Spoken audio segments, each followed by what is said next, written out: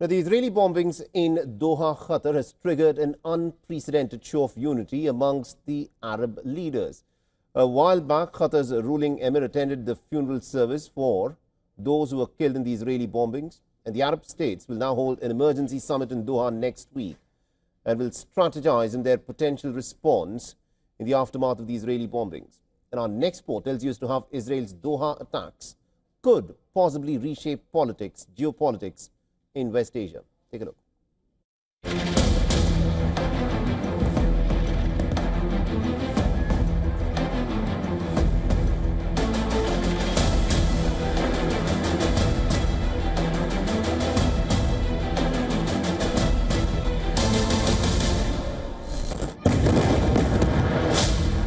Explosions, displacement, hunger, and deaths.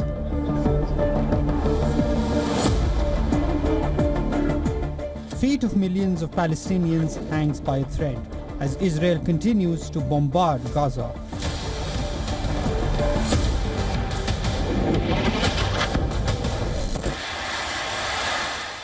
But this week, the war expanded into an uncharted territory. 15 Israeli fighter jets dropped 10 bombs in Qatar's Doha.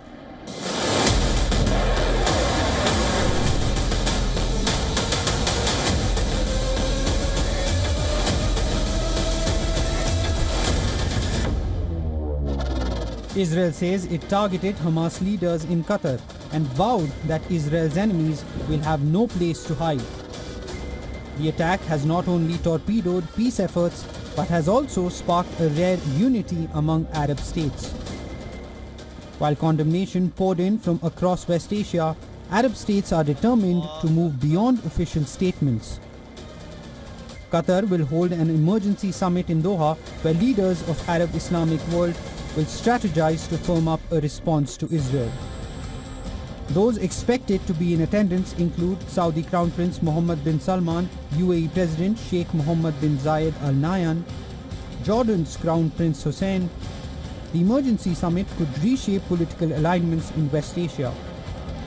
Reports suggest the UAE and Bahrain may consider the Doha attacks a red line.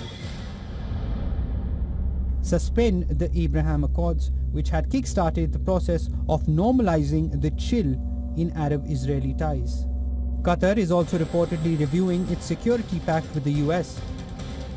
The strikes by a US ally and in the vicinity of a US base has sent alarm bells ringing. While Trump maintains that he warned Qatar about the incoming strikes, Qatar says the warnings came when Israeli attacks were already underway. With Qatar hosting the US's biggest foreign military base in West Asia, Washington finds itself in a spot. The Israeli attacks damaged Gulf states' confidence in the US defense and security support. US President Donald Trump is also furious. According to reports, there was a heated call between Trump and Netanyahu after Israeli jets bombed Doha. Clearly, a line has been crossed. Qatar vows to avenge the attack. What happens next holds the potential to reshape West Asia's political landscape forever. Bureau Report, WION World is One. All right, now joining us in the broadcast, we've got Mr. Chris Doyle, who's the director of CABU, that is Council for Arab-British Understanding, and he's also the current lead spokesperson for CABU. Mr. Doyle, thank you very much indeed for joining us here on WION. Now, in the aftermath of this bombing that has been carried out by the state of Israel in Doha, many of these Arab leaders feel that Israel has crossed yet another red line. There is expected to be some kind of an Arab response, especially a Qatari response. In your assessment, considering that Qatar, for its security, is almost completely reliant on its ally, the United States of America, it also hosts the biggest American base in the Middle East. What sort of a response do you expect from the Qataris? Well, first of all, certainly, I don't think Israel has any red lines anymore. It's bombed 5 Middle Eastern capitals in the last 12 months. That is Beirut, Damascus, Sana'a, Tehran, and now Doha in Qatar. And I think this is what unnerves other regional powers and actors that it could be them next if somehow they come into the crosshairs of this Netanyahu government that's increasingly looking rogue beyond the boundaries of the norms of international conduct. In terms of what Qatar can do, I think it's actually quite limited. It does indeed have that American base.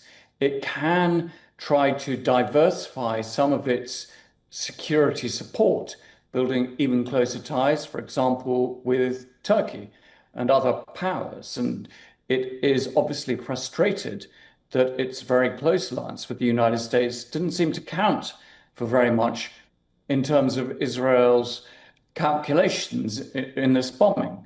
Right. So the Qataris, I mean, I don't think there's going to be a scenario in which they would directly engage Israel in military action, but it could do other things, funding various bodies, etc., that it knows that Israel will not like, that it will see as counter to Israeli interests, to demonstrate that Qatar has other means to get its way. Right. Now, the Qatari Prime Minister, in the aftermath of this attack, came out and said that the reason why Hamas has its office in Doha, in Qatar, is at the behest of the United States of America, where in 2013, the office was moved from Syria to Qatar. Do you think the Qataris will now say that this Hamas office is in Qatar at the request of the Americans, but they may want to now expel Hamas from their territory because now that is making them a target for the Israelis? Do you think that's a scenario that could happen? I think that it's less likely now that Qatar will expel Hamas because that will be seen regionally as well as in Qatar as giving in to Israeli aggression. Whereas actually I think there was a chance before, and it had been debated within Qatar as to whether they should end Qatar's hosting of Hamas. Well, that's not going to happen now.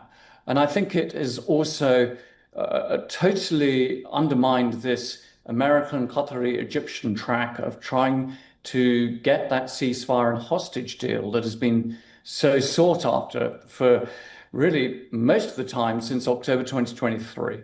The Qataris, therefore, are in a dilemma, but against that, think where Qatar was back in 2017 when 4 of its neighbors put it under blockade, including Saudi Arabia, including the United Arab Emirates. But now it is going to be holding summits where the leaders, effective leaders of those countries will be attending. It's got a warm relationship with the United States, with President Trump. So in some ways, it is strangely perhaps more secure than it was those 7 or 8 years ago. Right. But it is a very divided region. It's very precarious. And I think what we need to see here is the United States acting to calm things down, to reinforce the security guarantees that it has given Qatar, and to tell the Israelis this has to stop. All right, we'll have to leave there. Thank you very much indeed, Mr. Chris Doyle, for joining us with our perspective. For all the latest news, download the WION app and subscribe to our YouTube channel.